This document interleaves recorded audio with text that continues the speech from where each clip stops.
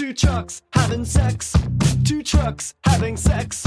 My muscles involuntarily flex. Two trucks having sex. Two trucks having sex. My muscles involuntarily flex. Two pickup trucks making love. Listen up, Auto Thoughts and Decepticlowns. You are listening to Prime Cuts, a non-linear history of the Transformers franchise on television. I'm one of your hosts, Nero. I'm your other host, Audrey. You're about bears? We got some bears for you. The animal kind, not the other kind. I mean, Jawbreaker's there. That's true. And Megatron is too. That's true. Yeah, Megatron more than Jawbreaker. I'm still Let us not forget that they literally born yesterday. Yeah, but also we must remember that in IDW they did give Megatron chest hair. The little black squigglies on his chest. That's supposed to be chest hair. Yep. We watched episodes 15 and 16 of Earthspark this week. The first one of which is, speaking of bare necessities. Another crime to add to the list of ghosts fucking infractions. What do we got? Yeah, mass the thing about surveillance. We got fucking secret super prisons. We got environmental destruction and pollution.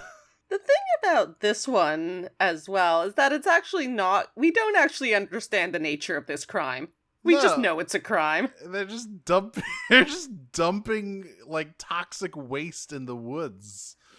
Yeah, I am on the fence about whether it is just like dumping toxic waste or are they doing? If it is, are they running some fucking experiments? Yeah, that is what I am on the fence about.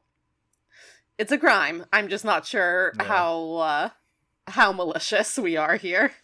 Yeah, whether irresponsibly malicious or Agent Croft is trying to make an army of super bears to kill the Decepticons with. Yeah. Equally likely scenarios is what I will say. But hey, don't worry about it. It's Mother's Day. It is Mother's Day. Everyone's got their Mother's Day gifts. Alex, I love this list. Like, he names every mom he knows. Like, I sent them all the cards and all the stuff. But I've got to go get your gift to Dot here.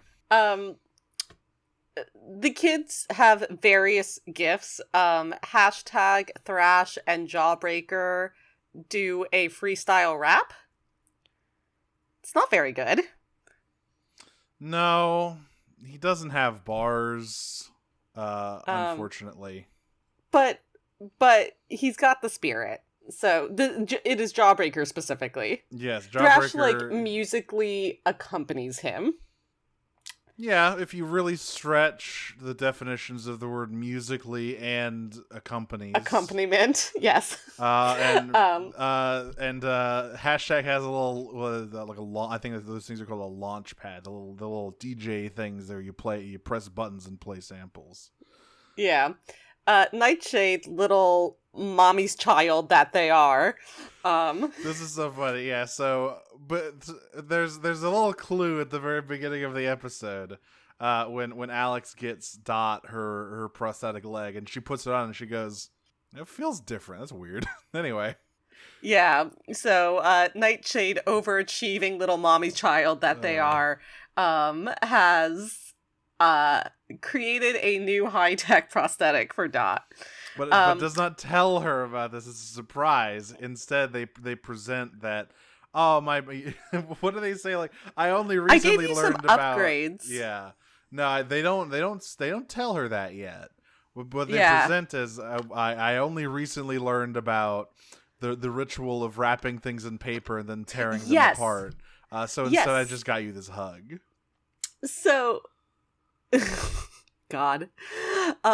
I do want to talk about this. Particularly, I want to talk about the way that Nightshade looks here. Uh-huh. I had the thought here, which is funny given something that happens in the next episode, which is I really hope that Nightshade and Starscream get to interact. Yeah. At some point, because I think Starscream, ever since they got their alt mode, like, this is sort of the first time after they've gotten their alt mode that we're really, like, looking at them in, like, natural setting and seeing some of the details that have, like, shifted on their root form. And they have these, like, their hands have sharpened into these little talons. Yeah. We see later that even in root mode, they have these little glider wings. And it's like very polished, but like very sharp, very bird-like. And I think Starscream would love the opportunity to like meet another well-manicured flyer. You're just a funny little guy. Yeah. Who got... Did Mo get the homemade bird watching handbook, or was that Robbie? I think that was I think that was Mo. Yeah. And then like watching all of this, Dot's like, "Oh, thank you all so much." Twitch pulls Robbie aside and is like, "I'm gonna get a bad grade at Mother's Day. Help!" I didn't get her anything. Help me, Robbie. I didn't know we were supposed to get gifts for Mom. And Robbie's like, well, you know, you're drone Twitch. It's fine. I'm sure you can go fly and get something really quick. Yeah, like, you know, like the classics, like chocolates, flowers, a teddy bear. And Twitch's tinnitus cuts off right after bear, or right after Teddy, rather. And she says, got it, and runs away. And returns... really quickly with the bear cub. Really went to find that. She really just found a guy in the woods. So they bring Twitch flies in with the bear. It's like, Happy Mother's Day, and Dot is like, Twitch? What is that? Hey, what did you do? You've kidnapped this infant bear. And Robbie Robbie is also like, Twitch, for the love of God, why? Twitch is like, you're the one who told me. Like, and he's like, teddy bears. And he like looks at Dot. He's like, teddy bears. I said teddy bears. I promise. Then hashtag leans in and says, well, you don't know what the bear's name is. It could be a teddy. Thank you. Hashtag. There's a shot I loved in a minute here where the camera is kind of far back, or kind of close in on Mo. And you just see hashtag's knees. She's so large. She's so large. There's like a moment. There's like several moments in this opening sequence where like hashtag almost either says something or almost says something, and everyone else is like bumping into her to like stop her from doing so. But they're just like knocking into her knee or her like elbow or whatever because she's so fuck ass huge. Yeah. So Dot's like, okay, I know you didn't understand that what you did was kidnapping and wildlife endangerment, but we're going to go put the bear back now. Robbie, Twitch, we're going to give the bear back to its mother before something terrible happens. And then I'm coming home and showing you guys all of Tiger King on Netflix. We're going to watch Annihilation, and I'm going to show you. Look, when you think about it, this is basically Annihilation babies, you know? Yeah. From the people who brought you Looney Tune babies. What if the Annihilation bear... what if this bear made human screams? That's really what I think they should have done. Yeah, I mean, it was... if you think about it, the Terrans kind of, like, come out protoform like the end of Annihilation. Damn, that's true. Anyway, Dot's leg is...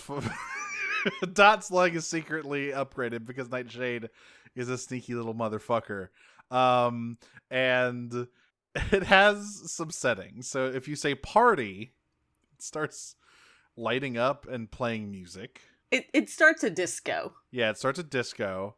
And if you say fight, which Dot learns briefly when Twitch and Robbie are doing the classic siblings arguing thing in the truck, is like, I would like to not listen to you two fight. Her foot explodes the brake line because it shoots a laser. Yeah. Oops. Nightshade. I love Nightshade's character because they are so fundamentally intelligent.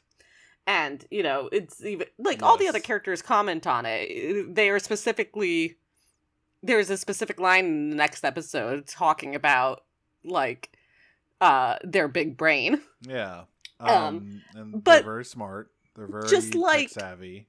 Utterly devoid of any common sense whatsoever. They just don't have it. They just don't really think. They don't really like think about. Now, why would someone not like? Now, why would they're just like, this will be such a great surprise for Mom. She's gonna love it. I think their two new dads should be Starscream and Wheeljack. I think that would be a winning combination for Nightshade. I mean, like, we're talking about scientists with no common sense. Yeah, or scruples. Yeah, scruples, definitely. So, yeah, they almost go over the edge of this cliff. Twitch stops it, but the bear runs off into the woods. And Robbie's like, oh, hey, problem solved. And Dot's like, no. That bear is like fucking a little baby who doesn't know how to do jack shit. If we let it run off in the woods, it's going to die or whatever. So we have to get it back to its mama. And Twitch is like, oh my god, I fucked up really bad, didn't I? Yeah. Dot does, like, explain it to her. And it's not it's not in like a mean way, or she's like, no, it's very much like the moral of the story part of the episode, right? Where it's Dot is almost looking directly into the camera and saying, hey kids. But she's like, how would you feel if you were taken away from me and taken away from your family? And Twitch goes scared. And then specifically she says, like I was when Thrash and I got taken by Mandroid. Speaking of which, the other Terrans are back at the barn practicing the Mother's Day the Mother's Day play that they are rehearsing. Which does involve, it basically is just like a fucking recreation of that time Dot rescued them from Mandroid. But then an unexpected guest appears. Mama's here. Yeah, it's the bear for whom the bed is too soft. It's Mama Bear. I like that everyone is scared of the bear because, Mo is scared of the bear, obviously, because she's like a flesh thing. Later, hashtag picks the bear up like a dog. And I really do just think they all got caught up on the emotion train, and hashtag didn't think about, I'm really big and strong. I could just like pick the bear up. All of them. Even the smallest of them. Like, okay, so what happens here? So again, I think I think Thrash would have a hard time fighting a bear. He's roughly like small bear sized. He's like 10 feet tall. He turns into a motorcycle. Yeah, but he's kind of scrawny. But hashtag is big and buff, and Jawbreaker has hands the size of Jupiter. And Nightshade is a bird of prey. Yes, but all of them immediately run away. Yeah, so they all immediately run away, which is funny because all of them turn into their alt mode. So, first of all, Mo, in like a really nuts thing that Mo says is like, we're gonna kill this bear. She's ready. Basically. She's ready to fucking go. What she actually says is, we're going to put this bear into an early hibernation. She does, yeah. Which is a truly nuts thing for this little girl to be saying. Sylvester Stallone-ass one-liner, we're going to put this bear into an early hibernation. So they all transform except for Jawbreaker, obviously, who is running. Can't. Who doesn't have an alt mode, and Mo is riding in Thrash, and she's like, all right, like, put him up, and then the bear roars, and then she's like, actually run. So they all run away, and the rest of this sequence is hashtag Googling what to do with angry bear. They tell them, hashtag, please look up what to do about bears. And then she Googles it, and I assume here's the Grizzly Man tape. And then also, she's unfortunately victim, as we all are now these days, to SEO sites. Yeah, she gets an AI generated article. What to do about bears is a very popular subject, and these are the things of what to do about bears that we have collected for you. What to do about bears? Play dead, or maybe do not. Or maybe not. What to do about bears? Picnic basket. Yogi joke. There is a moment where she's like, okay, it says you play dead, and everyone just like collapse. Yes. The funniest one is Nightshade, who is in alt mode and flying. Yeah. Oh no, the one for that one is you need to look really small, and so Nightshade becomes an owl, like an owl shaped bullet, and just folds up and just falls in the back, and you just hear them go clank, clank, clank. Yeah, they just like collapse into themselves and just like plummet to the ground, and the bear like looks over its shoulder and then doesn't pay them any more mind. It's very funny. Jawbreaker though is the one who I guess bait. Handled it. For some reason, I actually missed why the baby bear smelled. Well, it's because Jawbreaker picked it up. The baby bear liked Jawbreaker and climbed in his hand and like licked him. Got it. Okay. So he actually handled the bear, but no one else has the bear scent, and the bear is chasing everybody. And Jawbreaker's like, why does the one without an alt mode have to be the fucking bait? This sucks. Because they're trying to sort of aim the bear at the baby so that they reunite. Yeah. So now that they have this like. Have the mother bear and also a way to lure her. They decide they're going to try to find Dot now and Robbie and Twitch and see if they can meet in the middle. And they're doing some bear tracking and they come across a crime. Okay, this scene is nuts for a number of reasons. One, for what's actually happening here, but also for the reaction from people. Strong enough. Dot turns over one of these ghost crates that are just laying out here in the middle of the fucking woods. And it is dozens of these ghost crates. It's so many. It is so many ghost crates. Leaking toxic waste. And she turns one over and there are grubs the size of Manhattan. Yeah, the big ass grubs that scream at you if you poke them. And yet she just goes, yikes, seems bad anyway. It's like, hey, no, this seems like a problem. Specifically, like, Robbie is like, what the fuck? Yeah. Like, Robbie is like, is that? And she cuts him off before he can finish and says, a problem for later. She pulls out the not gonna ruin my day. We're in bear recovery mode right now, Robbie. We can't worry about mutated grubs, okay? We just have to get going now. So they do eventually get the bear, who is scared out of hiding by the party setting on Dot's new leg. And through a series of hijinks, the bear cub climbs onto a precariously balanced log overseeing a waterfall. There's always one. As one does. And also at this point, the mother bear, remember her eyes are glowing now? Glowing bright pink? Yeah, it's kind of funny that like no one commented on that before. Yeah. So our parties meet up, and it's very funny because the bear is precariously perched. And Dot's like, all right, Twitch, don't go fly out there. We need to be calm and quiet. And then everyone else runs in screaming, pursued by bear. Yes. And then some fucked up shit starts happening. Yeah, there's a nice little funny avoid the language censors moment here. Yes, this was good. Where all of them reunite, and Mo goes directly to Dot, as she is wont to do, and turns around and looks at this bear. Robbie.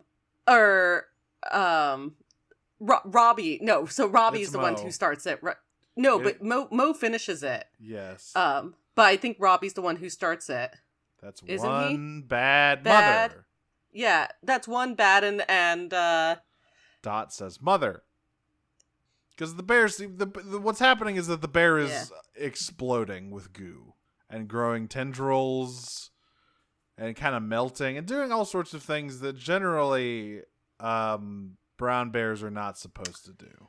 What Cult of the Lamb boss is this? Yeah, this thing. So the bear rescue becomes complicated by the fact that there is a sort of mini boss situation happening, and also all of the Terrans are getting their fucking asses kicked by this bear. Yeah. Which, it's a bear with tentacles and stuff. Like there's literally goo. Okay, so they fight the bear. Robbie, I will say I side-eyed this design a little bit. I'm like, What about it? It just looks shitty. I was like, was this made by someone with a fetish? I don't know. Like, look, you can tell when a tentacle beast has been made by someone who has interesting ideas about things you could do with said tentacle beast. This doesn't give me those vibes. For the most part, it didn't. There were a couple parts where I was like, Look, who can say? But the bear does beat everybody's asses. He literally throws hashtag into a mountain. Robbie tries to rescue the bear cub and ends up falling in the river. Mo, Nightshade. There's I really like this moment with Nightshade and Mo, where Nightshade sees that Mo is in danger and goes, runs, grabs her, and goes into the sky. And again, we see their little, like, this. I think this is the first time we see their little glider wings that they have that they have in their root mode. They only get so far before one of the tentacles like wraps around one of the wings and starts pulling them down. And they just like hold on to Mo and say, it's going to be a rough landing. And that, like, recognizing that they're like, having seen hashtag thrown into a wall and everything else, it's like, oh, this is not going to end well. And then, they do. Gets dragged out of the sky. Jawbreaker goes to rescue the bear cub. I like the Jawbreaker and the bear cub form a bond. There is a line from Jawbreaker earlier on when they were all playing dead. Yeah, and then the bear starts licking him. The mama bear licks him. He's like, "Why do things love me? Why does everything have to love me?" Sorry, buddy. You're just literally the most lovable guy in the world. Look at you. You're just such a pleasant looking man. What a lovely young man you are. We obviously have the thing where the leg comes back because Nightshade sees that Dot is getting dragged into this bear's maw, right when the bear is about to chomp, they go disco party and a bunch of lights flash out and blind the bear and also I have a lot of questions about what the fuck is in those boxes, because what happens here is that the goo bear fully separates from the flesh bear and becomes its own separate entity. Yeah. The hell are they doing down there? Yeah. And then the separate entity dissolves. Yeah. Which is... I must say, the goo, it kind of looks like melted slushy, and I kind of wanted to eat the melted So there's a couple bear. things... Yeah. There's a couple of things I want to talk about. One is that... As Nightshade activates the party mode, which does feel kind of like Tiger and Bunny good luck mode. A little bit, yeah. Honestly, it doesn't actually do anything, but it just looks neat. But the bear grabs on to the leg with like a tentacle or whatever and removes it from Dot. Or no, sorry. Dot, it throws Dot into the wall and her leg comes off when that happens. And as it's being distracted by Nightshade, she has to crawl to grab her leg again. Yeah. And it's a really, I think, like, meaningful depiction of like the reality of disability. Right. Of having her being separated from her prosthetic in this kind of situation, and like it only lasts a few sections, but it's like it's hard to watch her crawling towards it. Like it is a challenging thing to watch her do. And then when after the bear fully separates, she's the one who actually triggers its dissolution.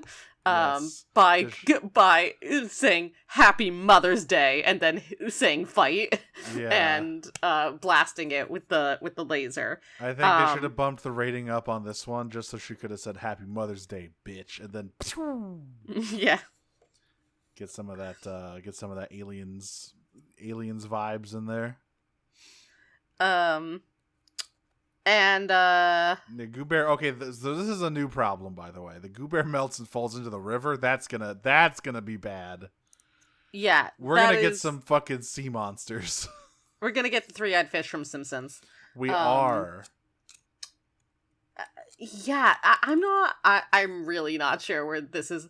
Like, this is the most I've ever felt unsure of, like, how these things are going to develop in this show. Yeah, what the fuck? How is this going to come back? Because so there's a nice little moment where Dot talks to Night. She's like, hey, I get the idea behind this, but the stuff like that, go and just surprise modifying my prosthetics. That's something that's very personal to me. All that stuff. Yeah, this is great because, like, I can't think of any other piece of media that has had such a frank conversation about mobility aids. Yeah. And how they are extensions of someone's body, and like how messing around with a mobility aid without their consent is like a physical assault. Mm-hmm. So, Nightshade is very contrite. They, and she knows that they didn't mean to do anything wrong, but Nightshade afterwards is like, I'm sorry, I was only trying to help, but, I understand. So no upgrades ever? And Dot's like, maybe, but, we need to talk about them. I'll commission you, basically. Yeah. Yeah. It's like, we get one last thing before the episode ends. Yeah, well, also, very importantly, Alex comes back with his Mother's Day present. He just finds them in the woods somehow. And his Mother's Day present to Dot is some high power bird watching binoculars, and she looks up and sees the most fucked up bird I've ever seen in my life. And they say it's a swan of some sort. They say it's a trumpeter swan, which, by the way, is a real animal. Yeah. That is not what a trumpeter swan looks like. I don't know. No, it's not. It's like a big, bulbous, yellow It's like a fucking... I don't know. Did you not read The Trumpet of the Swan when you were, like, in elementary school? I did not. That was not one of the things that I read. Okay. It's a lesser-known book by E.B. White. And it was... was this about how trumpeter swans are big, swollen, yellow freak birds who have 2 frames of animation? It's about a trumpeter swan that doesn't have a voice. Oh. And learns to play an actual trumpet. That's funny. That's a good bit. Listen, it's the Stuart Little and Charlotte's Web author. Like, you know what this is. Whatever this thing is not a trumpeter swan. I think Dot needs to get her eyes checked because, I don't know what that thing is. It's like some bird. It looks like a Pokemon. It looks like a Clipper. It looks like she looks up and says, yo, is that fucking Ho-Ho? Holy shit, I'm going to be the Pokemon master. Anyway, back at Ghost. This is so concerning. I have no idea what's going on here. Something really fucked up is happening here, and we just have no information on it. We get nothing. Literally no dialogue. So at the beginning of the episode, what we see is some like random janitor-looking guy dropping these fucking cases of waste out in the fucking woods.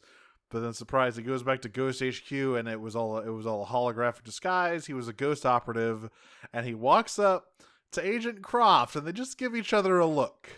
And that's it. Okay. There's a couple things. He has holograms on. Yeah, because it's a real. So he's driving like, okay, for some reason it's very funny that they don't have a like a fucking maintenance truck or whatever skin, so it's just a news van.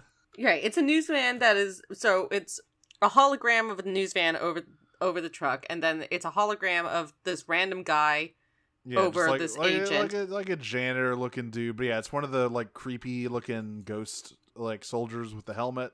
Yeah. And they just I'm- they don't they just look at Croft, and there's like a she gives like a little nod. I'm not convinced this guy is human. I don't know what the hell is going on here. I'm not convinced that this isn't like a hollow form kind of thing. You mean Croft or the ghost agent? Because I mean, The they all ghost look. agent. Croft is obviously a person. Well, the thing is, they all look like that. All of the ghost operatives, the armor just looks like that. I know, but like so much of this show is about like Earth-based Cybertronian life forms. So you think there's a secret Decepticon in Ghost? I think there might be. I mean, I wouldn't be surprised. Or I don't think it's a secret Decepticon to Ghost. But they have like a have basically a double agent. So, that's it for Bare Necessities. Really, no, just Bare Adventures. No Autobots or Decepticons. But thankfully, the next episode has them in spades, because we're talking about Warzone, episode 16. It starts off in a war zone. Yeah, so we heard about this battle all the way back in like episode 1 with the goofy G1 flashback, where they talk about the battle of the space bridge where Optimus blew it up, and we actually get to see it. It starts off with Bumblebee carrying the Allspark. We get to see pre-swaggy sports car G1 style Bumblebee. He looks great. Yeah. So he's running, racing towards the space bridge to get the Allspark in there, and, you know, weaving in and out of Decepticons, including Shrapnel. Yeah. Who he, like, blasts, and then, like, gives a very genuine sounding apology to. Yes. But yeah, so they're doing like... He's like, sorry, Shrapnel. Yeah, I don't know why okay, I don't know. Look, you can apologize to a lot of stuff. You can have like a friendly rivalry with a lot of Decepticons. Yeah. Once again, the Insecticons are literally just freaks. You don't have to respect them. All of them are weirdos. They are truly barely sentient. They are, but like Bombshell is a nightmare man who does freaky things with cerebro shells. Shrapnel, I don't know, he just looks gross. And Kickback never does anything because no one cares about the fucking grasshopper Insecticon. Yeah, no one cares about Kickback. Look, you simply don't turn into a cool bug. I'm sorry. The other two turn into cool bugs. Grasshoppers, not cool. We see a lot of the characters we've already seen. Not Thunderscracker. Skywarp and Novastorm are both in this fight scene. Hardtop, Swindle, Soundwave, they're in the mix. It was Ravage who yes took down Bumblebee eventually, right? So yes. Megatron, Optimus, and Bumblebee are basically trying to play keep away. They're playing a high stakes game of cube with the world's most high stakes cube, which is of course the Allspark, the damn Allspark. Most notably, I would say of the people we see here is Starscream, and we see the most of him so far. First Starscream we get, and you know what, he is literally, Steve Blum is literally just doing prime Starscream voice. Which is fine. And it's actually kind of fun seeing it come off of this much more G1 design. Yeah, it's great. I loved hearing it again. It's like, What is interesting, and I don't think this means as much in Earthspark as it does in other series, but I noticed for the first time that Starscream's eyes are blue. Oh. That is, which is interesting. They're almost always red. Yes. I mean, the rule tends to be Autobot blue eyes, Decepticon red. We do have more variation in Earthspark for sure. A bunch of people on all sides, Autobot, Decepticon, and neutrals have yellow eyes. Nightshade has green eyes now, and I'm pretty sure hashtag has purple. Yes. It's hard to tell behind the visor. They kind of look bluish. So, it's this big battle. Bumblebee gets got, so he passes it to Optimus. Optimus, there's a bit where Optimus just smacks Novastorm out of the sky, and there's just a big explosion. The Seekers just get their ass beat so much in this show, but like she's also back. Like, a few seconds later, because she's with Starscream holding him down. Yeah, then holding down Megatron. she just explodes with it, just gets back up and is rumbling. Yeah, with Optimus. it's Squidward explosion.gif. Yeah. So then Optimus also gets got, and then Starscream grabs it and is like, I got it. And then Megatron stomps on him and grabs the Allspark. Yeah. But eventually, Starscream and, again, Noah Storm comes back. The two of them are able to, like, sort of tag and pin down Megatron. And then right in front of the space bridge is Soundwave, who's blasting all of them with He's the Soundwave. goalie. Yeah, so the space bridge is active, and of course we know how this ends because we heard about it. Megatron throws the Allspark into the space bridge, and Optimus blows it up, seemingly definitely destroying the space bridge, which was the only link back to Cybertron, and seemingly destroying the Allspark. Well, possibly destroying the Allspark. We don't know where it is. It is presumably destroyed, but we have I no would idea. I would not say that it was presumably destroyed. The characters presume it is destroyed. I didn't even feel that way from the characters. I feel like the characters are truly like, we just don't know. It's lost. No one knows where it is. If it's still around, it's just floating around in space somewhere.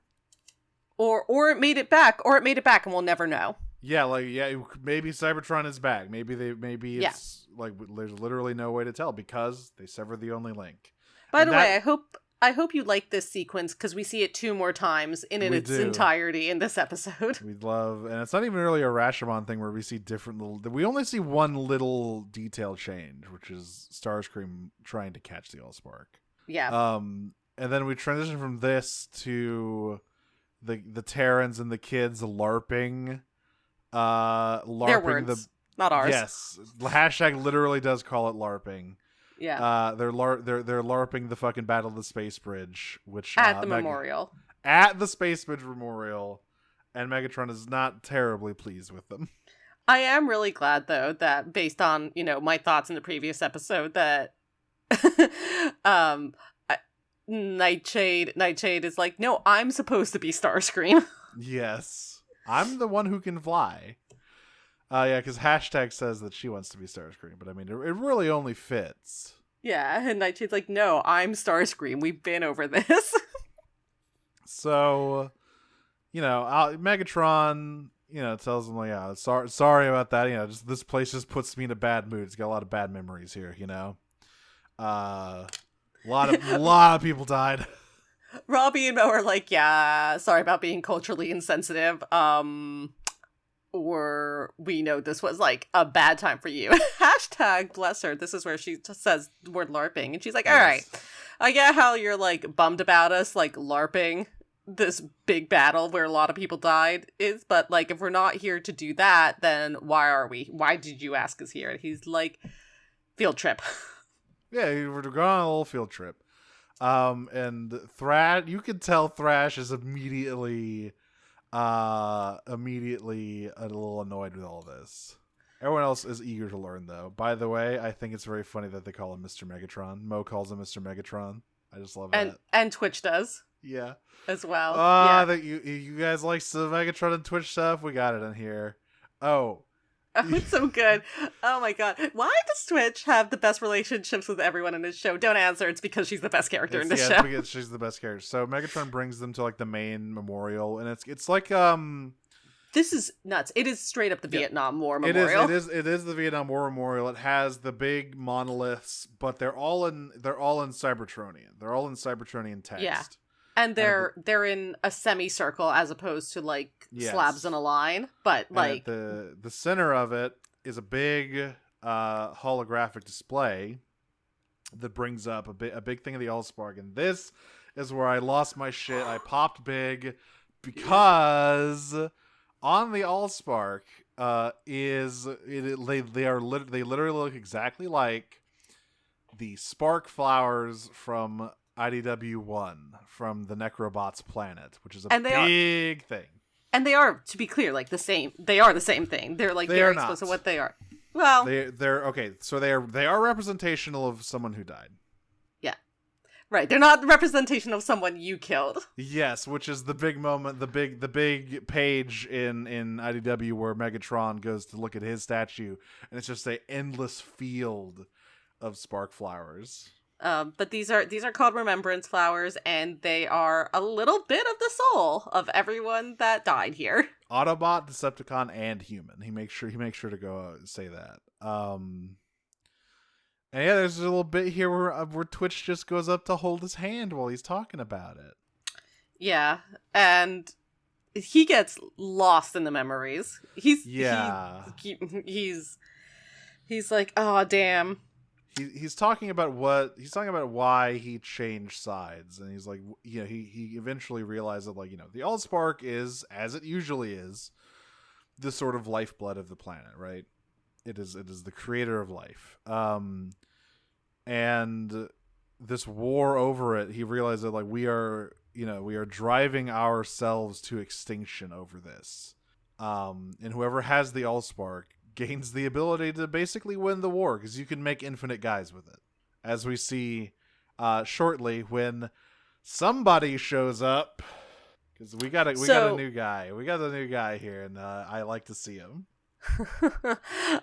So as sort of his personal history lesson, Megatron says, during the battle, I was here under Optimus's orders, which is interesting. Yeah, so this was already out, because during the battle, Starscream calls him an Autobot lackey. He's already defected. And he talks about, because Nightshade asks him, what caused your metaphorical change of heart here? And Megatron's like, well, it's not really any one big moment, but it was more someone. And you're like, oh, is it going to be Optimus? No. Don Malto. I saw a human soldier treat my kind with more compassion than I had in millions of years. And I went, fuck. Shit. Yeah. Damn. Good shit. Good shit. But what is interesting is that he was under Optimus's orders, that he was reporting to Optimus. I find that very interesting. That was a dynamic that I don't think we'd heard before. That Optimus ended up being his commanding officer for some of it. Anyway, Optimus is like, you need to go behind enemy lines. They have, like, so... The Decepticons have the Allspark. And we finally get an answer to something I was interested in, which is, who led the Decepticons in Megatron's absence towards the end of the war? And we have our answer. Well, folks, as is often the case, it's Shockwave. Shockwave is here. The problems man has arrived. He's a racist later, by the way. I love this Shockwave. They made a very interesting design choice with Earthspark. I want to congratulate Shockwave on his breast reduction surgery. Yeah, but they made him very sexy. So he's voiced by Troy Baker, doing his sexy Troy Baker voice. Yeah, He's voiced by Troy Baker. His design is like body yada yada yada. Yeah, this is a svelte Shockwave. Yeah. Big titties, little waist. Yeah. Like he does have a snatched waist. The snatched waist, and like the leg designs, it is a very smooth curve, and like the way he holds himself and talks, there is something like very sexy about this Shockwave, and I'm not comfortable with it. This Shockwave is a femme fatale. So yeah, the big confrontation that Megatron has with Shockwave here in the past, because Shockwave, he sneaks in to get the Allspark, but Shockwave confronts him. And Megatron tries. It's clear that he does not. He calls Shockwave old friend. They are old friends, right? This is not a Marvel comic Shockwave situation where he is basically a Starscream 2. They had a good relationship, but of course now it is strained, and Megatron tries to get him to see reason of, like, if we, this war is going to drive us to extinction, and Shockwave says, I have a baby army. fuck you. Yeah, extinction this. He literally says, like, yeah, he's like, Megatron's like, the losses are catastrophic. And Shockwave's like, it's fine. We can just make more. Why does it matter? We'll win the war and fucking blow up this ugly-ass mud ball and all these gooey humans and resurrect Cybertron under Decepticon rule. And they will all kneel before us. And that's when Megatron's like, you have lost your way. That we started this whole thing so no one would have to kneel, Shockwave. Sorry, I'm gonna I'm gonna share an image with you I just found. I was trying to find like more references for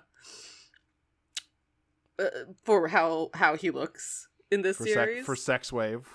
Right, for Sexwave, but instead I found this that I'm about to share with you. Nope. Oh my god. Oh my god. Holy shit. Okay. Pretty good, right? Yeah, it's pretty good. We can post this if I can find who the OP of it is. I'll post it on it's on Fur Affinity, so that's a very funny place for it to be. It's pretty funny place for it to be. I mean, Nightshade's kind of an animal. It technically counts. Anyway, Megatron puts him in the go to sleep. Puts him in the go to sleep pod. He puts him in the stasis chamber. And I love. So he's like, Shockwave, you've gone too far. You've lost your way. I gotta do this, old friend. And Shockwave literally, is so shocked by this. He gets shoved in there. He's like, he looks as shocked as Shockwave can with his, you traitor. And literally he just says, traitor, and then goes to sleep. And Optimus immediately, and Megatron says, I'm sorry, old friend. And then literally 1 second later, you just hear Optimus go, good job! I feel, part of me, given how Earthspark Optimus has been acting so far, kind of feels like he was waiting in the shadows to see if Megatron would really do it. Oh, I bet he was, yeah. I bet he's like... He is there with Bumblebee. Yeah, Bumblebee is also there. Right, because this is directly preceding the opening sequence that we saw for this episode. Yeah. And then Megatron gives it to Bumblebee.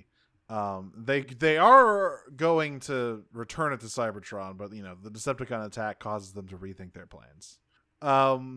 So this is when we kind of, it's been implied throughout this show, but we finally get a reason as to why this is the case. Megatron says, without the Allspark, Cybertron is dead. Like it is a dead world now if the Allspark is not there, and he's like, it might be destroyed, it might be lost. Either way, there's no way for us to reconnect with Cybertron and revive it, which is why you Terrans are so important. That's why we're trying to impart these lessons on you. And Thrash says, man, that's gay as fuck. This some bullshit. I'm out. Yeah. You fucked up a whole bunch of shit. Now you want it to be our problem? I'm gonna go over here. I'm so mad. I'm going to go have sex with my girlfriend so we stop being so mad. Have you ever been bitch slapped for lack of listening? Thrash gets trolled coming to fucking Discord near you 2027. Thrash, wake up! You fucked up big time, Megatron. You could easily do some Earthspark edits of fucking Tails gets trolled. It would be so fucking easy. Twitch in the back of the car. Do you know that more people are killed by cars every year? You know what people fucking killed by seatbelts in car crashes every year? I just think that was interesting. Yeah, I just thought that was interesting. Yeah, I feel like let me reach over here. Let me dig through my stuff. I'm grabbing the Lathe of Heaven over here. I have it in my hand. We're gonna start trolled. We're gonna start a Patreon just so we can get money to have this commissioned. I need a full all of the beautiful we panels. Won't use it. Pinky promise we won't use it on anything for ourselves. We're just gonna commission the entirety of Tails Gets Trolled, but as Earthspark characters. Who's the guy with no ears? That's my question. in the Troll Slayers. I mean, right now it's Jawbreaker, isn't it? Oh fuck, he is the guy with guy with no alt mode. Guy with no alt mode. What's that? I don't have a fucking alt mode. So yeah, Thrash. Thrash is kind of frustrated. Everyone like because he feels, and I think he is not. You know, his feelings aren't incorrect or whatever. What he's taking away from these lessons Megatron is trying to impart is like it just seems like Megatron fucked a bunch of shit up, and now he's like, you have to fix it. And Mo goes to talk to him, and she's like, I don't think it's necessarily that. I think it's more that he's trying to make sure that the next generation doesn't repeat the mistakes of the past. It's not really like fixing. He doesn't expect you to fix anything because you can't fix what's been done. You know? Sorry, I'm thinking of Nightshade and Tarantulas. Why are you so filled with so much aggression and hatred? I'm finding it difficult to assume what you must have went through to mold you into the person standing in front of me right now.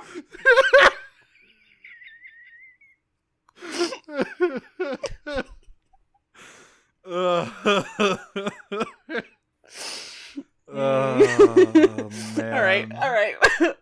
I'm actually crying now, so we need to get off of this train. I'm sorry. That's on me. You were trying to get us off of there, and I brought us back. Look, it's hard to escape the orbit of Thrash gets trolled. Anyway, Shockwave wakes up.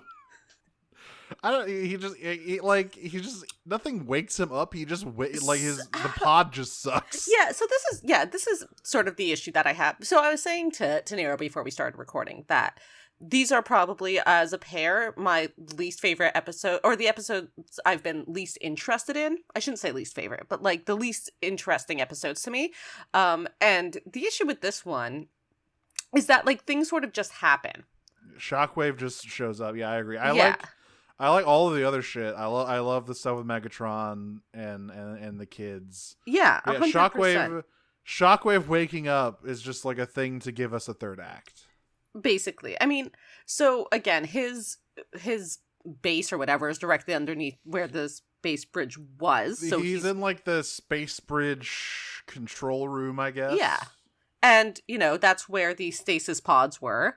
So, presumably maybe it was just them like running around and doing something that like cracked the pod underneath. Yeah. But things just sort of like happen, and like if it feels a little, the plotting of this episode feels a little half-baked. Yes, it's just like it's time for Shockwave to show up now, and he does show up. He comes out, and he's like, "Yo, he is the community gif. He's fucking Donald Glover entering the room, and it's all on fire." And he's like, "What the fuck? The space bridge blew up." And Megatron's like, "Hey, it's been like a long time." Well, first he's like, "Everyone get behind me," and. Yes. And he's like, all right, Shockwave, you've been in a coma. Shockwave, you've been asleep. The war has been over for 15 years. And Shockwave's like, and just like sends out a grappling hook and grabs Thrash. Yeah, what do we think about Shockwave's arm here? I like this design a lot. Because it's not the classic just gun barrel that most Shockwaves have. This one has like a multi-tool arm. Because you have it's like a spike. It looks like a spike. I really like the shape of it. I think given his general design in Earthspark of being like a much more trimmed down Shockwave than we're generally used to, I think having him end in more points is like a really good design choice to follow through with that. Anyway, he grapples. He's just straight up like yoinks Thrash, and like everyone is like gets like really tense, and Megatron's like, leave them out of it, like this has nothing to do with them. If you have an issue, it's with me, and you know it. And like and Shockwave's like, do not test me, bitch. Like holding Thrash up. Yeah, like, do not try me, do not test me. And he like looks at Thrash and then like looks at the other terrorists, and he's like, what crimes against God have you committed? What the hell are these things? He watches all of Earthspark. He scans Thrash's mind with his cortical psychic patch. Yeah. And he gets all the info, and then he like throws Thrash away, and he's like, You are freaks. All of you are freaks, and you need to die right now. Yeah, the actual word is like it's like what are these abominations? And Mo is like, they're not abominations. He literally calls them accidents of the Emberstone. Oh right, yeah, accidents of the. They're not accidents. Oh my god, yeah. So he's like, he calls all them right. cybrid. He calls them like cybrids later. It is very funny to have Shockwave be the one to like draw hard ethical lines when it comes to science. Yeah, real fucking rich coming from you, buddy. I've seen your work. Yeah, so like, but he's like, man, I thought like it's like we had issues, but what you've done with those, that's beyond fucked up. Anyway, welcome to the Terror Dome. Yeah, so he has the immobilizer, by the way. He keeps that motherfucking thing on him. He immediately freezes Jawbreaker, hashtag, and Twitch. And then puts Megatron in the goddamn Thunderdome. Yeah. It is an interesting. It is something. What he says here is interesting because there is something in a feeling, and I wonder if this is because, you know, he scanned Thrash and saw everything that had happened. The way Shockwave acts at this point is not about is not the actions of someone who is particularly interested in their own survival. He literally does activate the self-destruct mechanism. Yeah, what he says is, let's send off some fireworks before we go. He literally says, like, let's go with the show fireworks, and it's like a very huge "you are coming down with me, hand in unlovable hand" moment. Yeah, for sure. He sees he's basically like, this is all fucked. I don't want to live in this world anymore. It's sort of thing where it's like, or Megatron's like, the war's over. It's and Shockwave says the war's there will always be a war as long as I'm here to stand up to you. Yeah. And it is very much like, I don't care if I win, I just need you to lose. Kind of thing. It's one of those situations, yeah. So he sets the space bridge power cells to explode. And Nightshade and Thrash and Mo are still around. Yeah, Robbie, Mo, Thrash, and Nightshade are still up. And Thrash is like, oh god, he's gonna blow the fucking power cells. Nightshade, can you stop that? And Nightshade goes, yeah, probably. I can do anything. Yeah. Get me in that room. I'll turn it off. Yeah, I'm just thinking about this Shockwave more, and it is such a unique thing to have a Shockwave who has like strong moral lines, even if they're like very different than moral lines that anyone should have, even if they are like objectively bad. That there's like that he has these limits. This right? is not. Shockwave is almost always someone who is very logical, right? He is defined by logic and does not allow emotions to be a factor in his decision making, right? Especially say Prime Shockwave or Marvel Shockwave or IDW Shockwave. Well, I mean, particularly IDW Shockwave, yeah. This Shockwave feels emotions very strongly, and particularly the emotion he feels very strongly in this episode is disgust. Yeah. Which is interesting. And also the fact that he's like, I'm going to take both of you down with me. Which, no matter which way you put it, that's not a logical course of action. No, that is what he's feeling is betrayal. Yeah. He's fucked up about it. Yeah. He is. He has a cool ass alt mode. Yeah, he turns into like it's like a fucking a War of the Worlds alien. It thing. is. It's a tread. It's not a walker tank. It's like it's got legs, but it's got treads on the legs, and it can roll around. It does. It did give me big War of the Worlds vibes, or like the fucking Shagahod from Metal Gear 3. Yeah. It looks dope. It's very cool. He drifts. He can fucking drift. By the way. Yeah. He has Schmovement as this like freaky little sci-fi tank. It rules. Generally speaking, this was sort of the other disappointing part of the episode for me. I thought this fight scene was pretty disappointing. Yeah, it was just like things happened. He just falls over. Yeah, He like gets shot a bunch. like he gets shot a bunch and it barely does anything, but he's like, "Oh no, I'm dead." And then like some rubble falls on him, and he's just like, "What? Rocks fall on him." Like what? What's going on here? I hope Shockwave comes back to do some cooler stuff, because this compared to most action sequences in Earthspark, this one did not have the sauce. Yeah, it just missed the mark. It was not like that with the beginning of that one episode with the craziest fight scene I've ever seen in my life, with the fucking fusion cannon powered choke pile slam. driver. So Shockwave. So Mo actually ends up being the one to break through the energon repulsion field, because the Terrans can't do it, but she can. So Nightshade and with difficulty, actually, because of her Jawbreaker. What? Well, she actually has some difficulty getting through the shield. Yeah. Yes, she because does. of her glove. So Robbie, Nightshade, Thrash,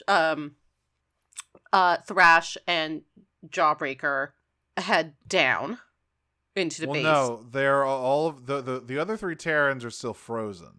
And specifically, Bo is there to look after the rest of them, because they got immobilized. So it's right. Okay, it's just Nightshade. Thrash. It's just Nightshade Thrash and Thrash. Nightshade. Yeah, they're both and down Robbie there. go down. And they're trying to stop the self-destruct sequence. Which they do pretty quickly. Yeah. Let's be real. There's not a whole lot of tension going here. Mo moves some rocks off of Megatron, and I love this line from Shockwave. Ugh, humans, sentient bags of goo. Yeah. Get the fuck out of here. I love him. I really like this interpretation of Shockwave. Again, obviously a guy who sucks, but like with so many of the other particularly antagonists that we've seen, like in a very multi-dimensional way.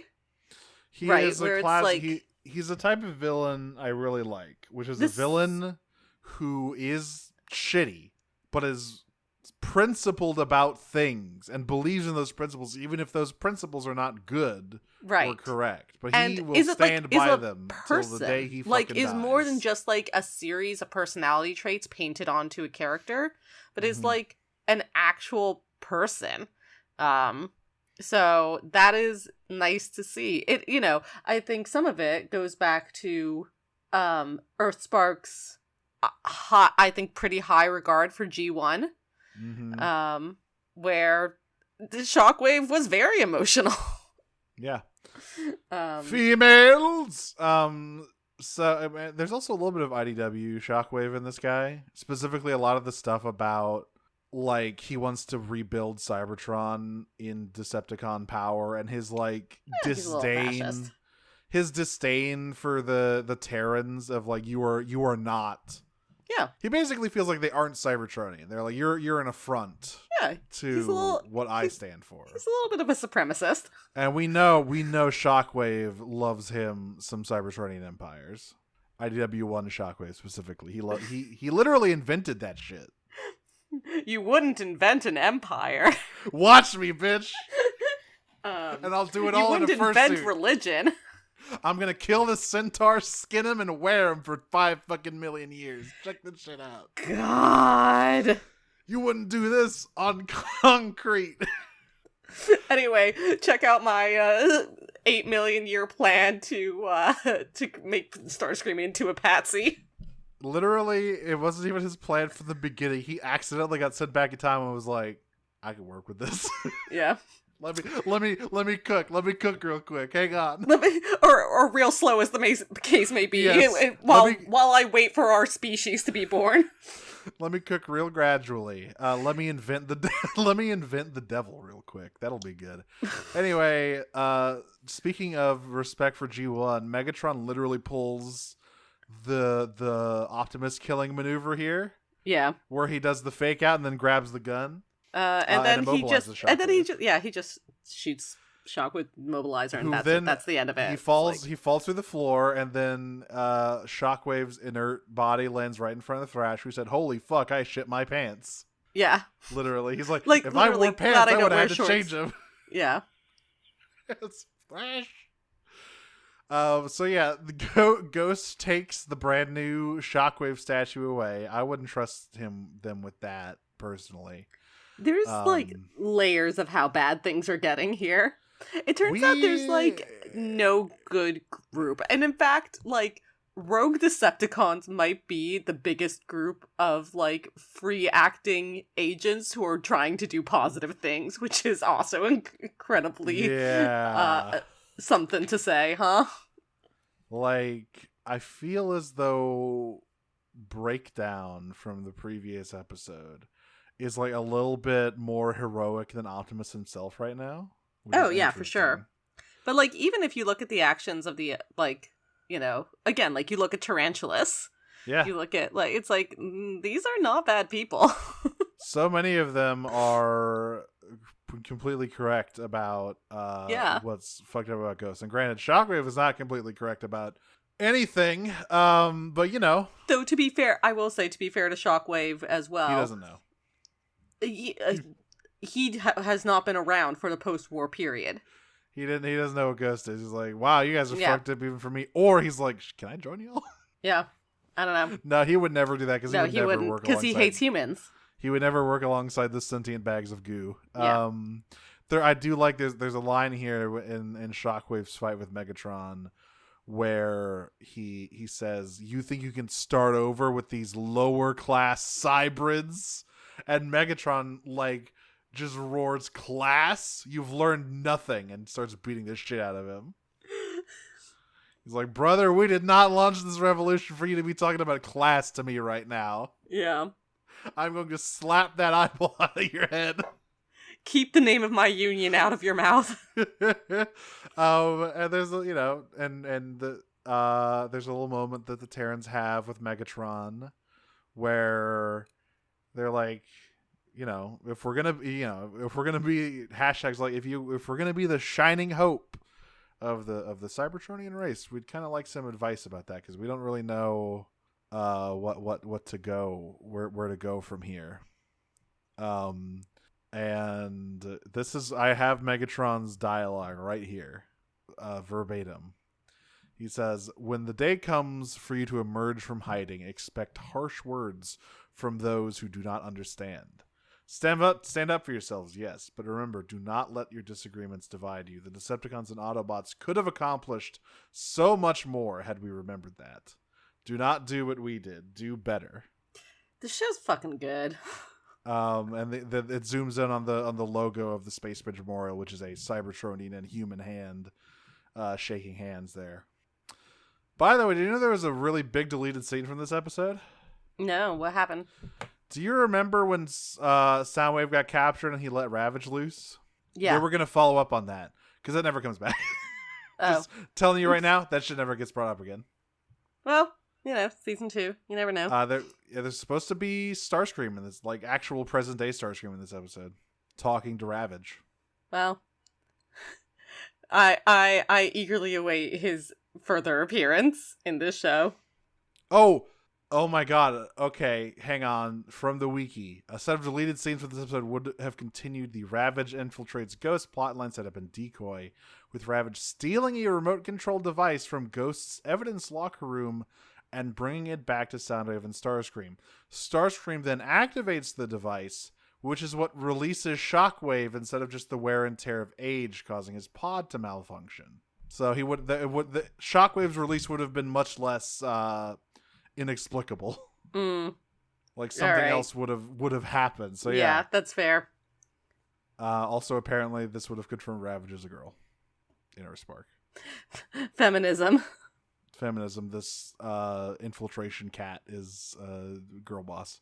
So that is Warzone. I think a lot of good stuff, a lot of fun stuff. By the way, did you spot some cameos in the little footage that Megatron showed of the Decepticons attacking? Did you see some funny triple changers in there? Oh, were there? I wasn't paying attention, honestly. Well, Blitzwing was soy facing at the camera, pointing at the White House getting blown up, and then Astro Train was shooting at the White House in the background in shuttle form. God, that's so good. Literally, Blitzwing was soy facing. I looked at it, I was like, he is literally doing the thing. He is pointing backwards and yelling and like open mouth at the camera. Thank you, Blitzwing. Pretty fucking good. Who, of course, neither of those guys have shown up, but who knows? Yeah. Maybe in the future. I do like me some Astro Train. Anyway, we have questions. We have one on Twitter, by the way. We have one on X, the everything app. What is cosplay Cass on Twitter? If they could eat, which of the Multobots would slurp up some bugs? Not the one in this episode, like Anakin in the Tarkovsky Clone Wars, and she has provided a GIF of Anakin Skywalker slurping on that worm. Okay, I have very strong opinions about this. I've already decided all of them. Thrash, yes. Yeah. So Thrash would be, I think, neutral on it. Would not go either way. Okay. Twitch... Who watches? Okay, here's the thing. Who watches The Lion King? Okay, no, those bugs look so yummy. I just have to do with my theory. So my opinion, Thrash would be neutral. He would not care for either way. Twitch and Jawbreaker would be firmly in the no camp for two different reasons. Twitch because texture bad. And Jawbreaker because I think Jawbreaker is as close as we could get to Transformer vegetarian. He doesn't want to harm any living beings. Yeah, I think that would like gross him out, not for like bug reasons, but because I think the idea of consuming anything that was alive would gross him out. Yeah. Hashtag would be all over that shit. And I think Nightshade would be as well. I think Nightshade would. Tarantulas does it. Obviously, he's a spider. What? They're an owl. They eat bugs. Yeah, they are. But okay, I want you to imagine. I want you to go on a journey with me. Yeah. This version of Tarantulas is exactly the same. Mm-hmm. Everything is the same. Mm-hmm. But he shares Beast Wars Tarantulas' love for eating animals. Yeah. No, I think that's fair. Just like you're walking around the graveyard and you hear just the wettest slurping noises you've ever heard as Tarantulas goes to town on those rats. I am telling you that like Nightshade, I think very much believes in circle of life type shit. They're like, this is the alt mode I took. It is an expression of myself, and that expression eats bugs. And hashtag does it because she watched a lot of Fear Factor. Hashtag just thinks hashtag likes to crunch. Hashtag just thinks it's neat. Hashtag watched The Lion King and was like, that looks fucking delicious. Yeah, exactly. I want to try that shit. Okay, should we move over to Discord? Might as well, yes. Alright. Our first question this week comes from Short Scream Chat. Going into the series for the first time, would you have guessed you would have seen a Lovecraftian nightmare bear melt into toxic goo on the show? Absolutely not. Why would I have ever imagined that? Not on my bingo card, personally. Not a thing you really expect to see in a lot of stuff. Yeah, no, that one caught me by surprise. We have a bunch of questions here from Veer, Nero from Disney Minus. First, would you download a baby bear or just steal one from the zoo? I love downloading. I mean, they're free in the woods. You can just go grab one. That's what Twitch did. You just go free dogs in the woods. Go grab one. But watch out. But watch out. You can do it once. Would you want Megatron to be a high school history teacher? This one, sure. Yeah, I think he'd be good at it. I can see him in like the tweed jacket with the elbow patches. He'd be fired for teaching CRT. Absolutely. He's your super passionate communist history professor in college. Yeah. But I think it'd be great. So he's got tenure, so they can't do shit. Is Shockwave dead in the picture or just napping? He is just napping. He's just napping. He's in stasis lock. Yeah, he's in a coma. It's fine. Again. We let him out and he didn't do well with his second chance, so now he goes back in the box. Everyone deserves a second chance, and he used his second chance to be racist. Yeah. So we froze him again. And finally, what do you do to give yourself hope at the end of the world? Boy, howdy. Which is a very real question these days. Yeah, honestly.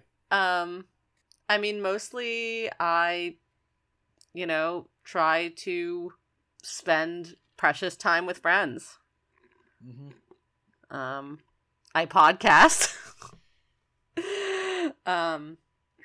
But I always think about that Disco Elysium quote when it's like things are really low, where it's like a better world is possible for other people. Yeah. It's too late for us. That's right. I think as well as the hanging out with your friends and doing the things that come for you. I'm like, I think about the length, the cycles and length of time, and that everything passes. Yeah. Yeah. The hope for the future is what you build for yourself. Mm-hmm. A better world is possible. I do genuinely believe that. And, you have to make the conscious choice to fight for it. So, that's what I do. Play a lot of fighting games. I don't know if that helps. That mostly just makes me despair. That's not true. I have fun playing fighting games. 90% of the time. Scoot from TF2, Daphnis asks, what is the strangest experience you've ever had with a wild animal? I had that many wild animal encounters. I don't go outside much. Oh. Well, I watched a baboon steal a child's ice cream cone. That's pretty funny. That's really funny. That's maybe one of the funniest things you can do I don't know baboon. If that was strange, but that was certainly a wild animal. That baboon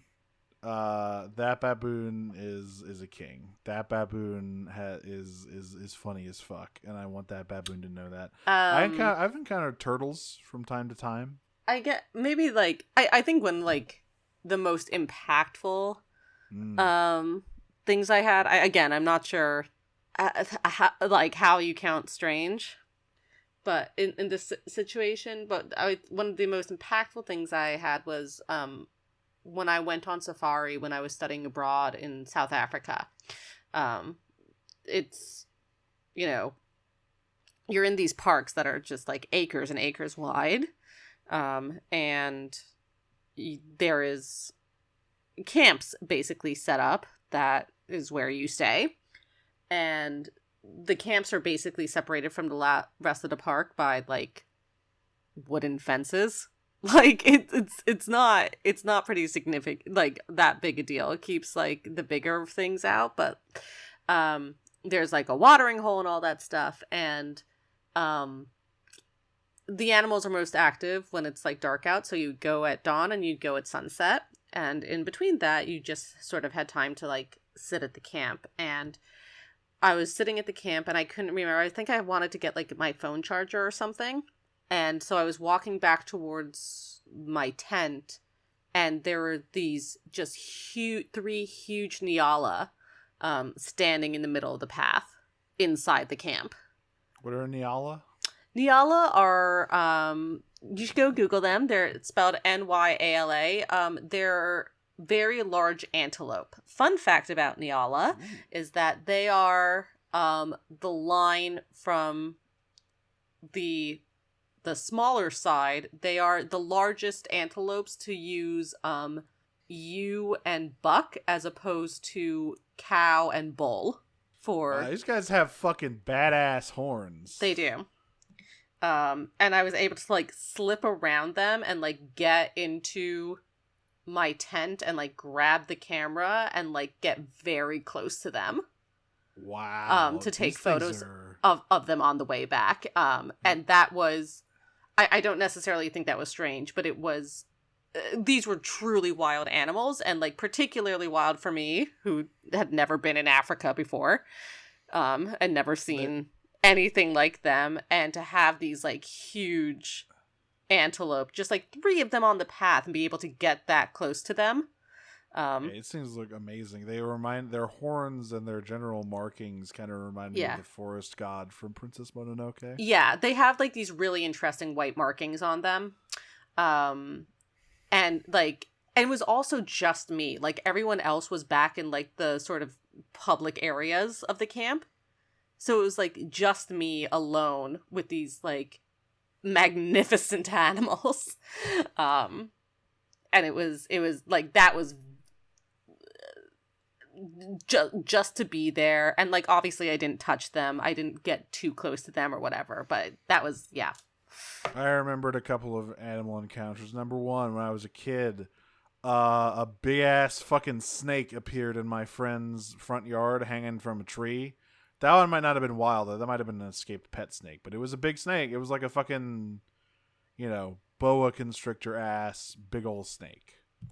Number two, when I was a kid as well, we had like a bird feeder in the backyard hanging from a tree, and at one point in the summer, a bunch of fucking bees turned into a beehive, and so we just couldn't let the dog out into the yard for a little bit because of the beehive at the back of the yard. And it was one of those, that was one of the things where they just cling to each other. It was that kind of beehive. They didn't build a thing. It was wild. Cool. That's very cool. I love bees. Bees. All right.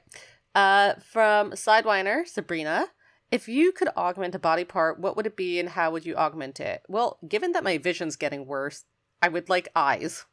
Like cool, flawless 20/20 vision, eyes, preferably with like lasers and shit, and like different, like you could see ultra like night vision, thermal vision, basically all your like camera, your full camera suite. Like as long as we're augmenting ourselves. Either that or I do something to make me fly. I mean that's, but like, you can't really. It's like you gotta like weld a new part onto you pretty much, unless you get like jet boots, like jet feet. But the eyes are real. Eyes you can do. Yeah. We've had quite a few different iterations of him. So what is Shockwave's vibe in this series? Hot. Yeah, we said it's sexy. This is Sex Wave, which is my favorite genre of music. That's just 9 Inch Nails. Oh that's my Sex god. Wave to me. Lo-fi sex wave beats to lo-fi sex wave beats to study to. Sure, study. Yeah. This we discussed this Shockwave, and he's very different from most other Shockwaves I'm used to. Yeah.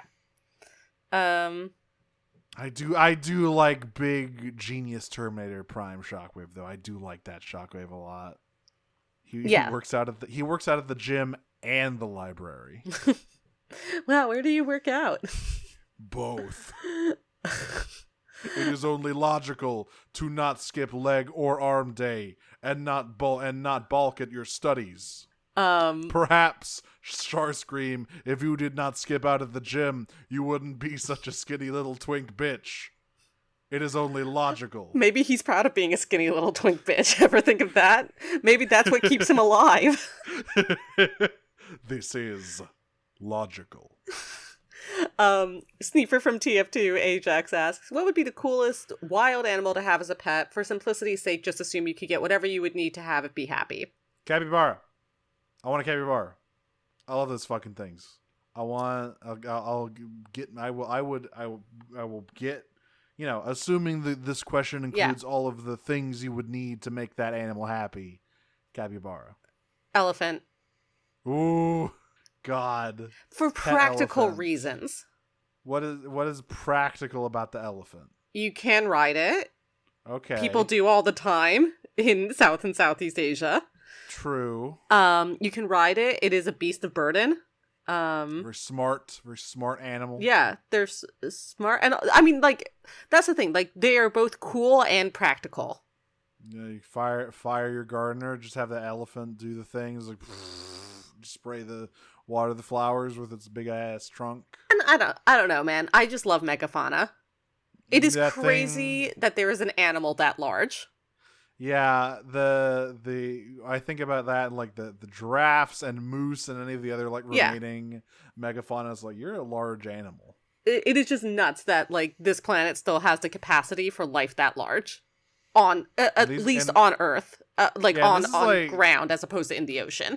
Yeah, this is like baby shit compared to what we used to have. We used to be a real country. We used to make real megafauna. Damn it, We used to have real brontosaurs. We used to have sauropods. God damn it. My platform. I will make Jurassic Park real. Damn the consequences. If you just stuck to the herbivores, you'd probably be mostly okay, honestly. Yeah, like no one's gonna. No, fucking Hadrosaur never hurt anybody. You clowns keep bringing back raptors. Remember the plot? There's your problem. Do you know what the plot of Jurassic World Kingdom is? No, I only watched the first Jurassic World. Okay, so you don't know about the genetically engineered combat dinosaur they try to sell to, like, Blackwater? I mean, they would. Frankly, if they were going to go to the trouble of bringing carnivorous dinosaurs back to life, they would weaponize it. It's like, this is an Indominus raptor. It's Indominus Rex with a raptor. It's super smart. Jesus Christ. I was like, what if you just had a gun? What if you just a gun works most of the time? You don't need a dinosaur. What if it eats you? Have you thought about that? It'd be cooler though. Veer has a couple more questions. Did Shockwave die for our sins? Nope, not this one and not any of them. Most of the time, Shockwave caused all our sins. Yeah. And will he be back for Rush Hour 3? Statistically speaking, probably yes. I don't think, Shockwave is not a one and done guy, you know? You gotta bring him back. Slipstream Sam asks, favorite weird history fact go? Oh, man. Again, I'm like the word weird is really, like, challenging for me. But I'll just go with the first one that I thought of. That there were so many incidents of defenestration in Bohemia that it became like a known thing for it to happen in Prague. I'll go with one of mine, which is the fucking Battle of Castle Itter in World War II. Do you know about this? No. So towards the end of the war, there was a battle where an American tank battalion, French prisoners of war, and Wehrmacht soldiers all allied to fight a bunch of SS units who were coming to exterminate them. Sick. It's insane. It is one of the most insane. It's one of those things where, like, there's no way that happened, and then you just hear about it and it's like, oh, and all of that shit was real. And you're like, well, okay. It's just one of those weird things that just, like, history just sort of fell in a weird way, and you're just like, well, this fucking happened. Oh, I thought of one, actually. It was wild. The time that Napoleon got attacked by rabbits. I mean, really, all favorite weird history fact: all of Napoleon's invasion of Russia, the whole thing. Yeah. Boy, did he fuck! Number one historical fuck up. That. Oh, actually, no. Okay, no. I know. Abe Lincoln was a pro wrestler. Yes, I love that. I love that he was a wrestler or a boxer, I guess, or whatever. Was he? He was a wrestler. He was a wrestler. Yeah, that's crazy to me.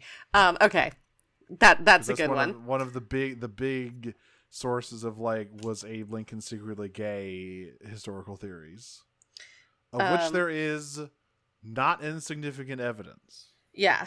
And then finally, Veer asks again, what's your favorite death in Transformers? Oh man, there's so many. Should we stick to what, like, I guess we can't stick to one thing. Let's stick to TV. Let's stick to televised, because there's so many deaths in the comic. We just discussed a really good series of deaths in the comic. You know what? If you just choose one, I think that you can do the comics. True. Okay, what's yours? God, I mean, Breakdown in Prime is a pretty big one. It's brutal. It's a real nasty one. It's protracted too. Yeah, it's bad. The funniest one is Pipes. Cup. Pipes is pretty funny. It's funny in like a really macabre way. The actual funniest one is Cup getting killed by wizards in the comics. I always love that. Either Cup or Ironheart. I never remember which one of them gets killed by wizards. But yeah, Pipes. The thing about Pipes is that it's kind of funny, but also it's only funny because of how fucked up it is. I mean, the other answer is Armada Starscream. His is great. Armada Thrust, also very good death. Obviously different dramatic weight, Yeah. but I like both of them quite a bit. My absolute number one favorite death. I mean, I also like IDW Starscream's death, even though I hated that it happened. oh shit, yeah, that one's good. I want to try and stick. We talked a lot about the comics. I want to stick to one. It's really hard to top Armada Starscream. You're right. Ignoring everything that happened after that. Right. Ignoring what the fucking crime that followed that show. I mean, it's gonna be Optimus one because he's died so many times. Also, I will say, on like the other end of the spectrum, Getaway. Which was just very satisfying. Fuck you, buddy. I will shout out this one. I think I'm gonna select Starscream, Armada Starscream from the televised stuff. Yeah. Or Armada Smokescream, which also goes hard. Mm. Even though he came back a little bit later, but like that last one where he's fucking melting. Ooh.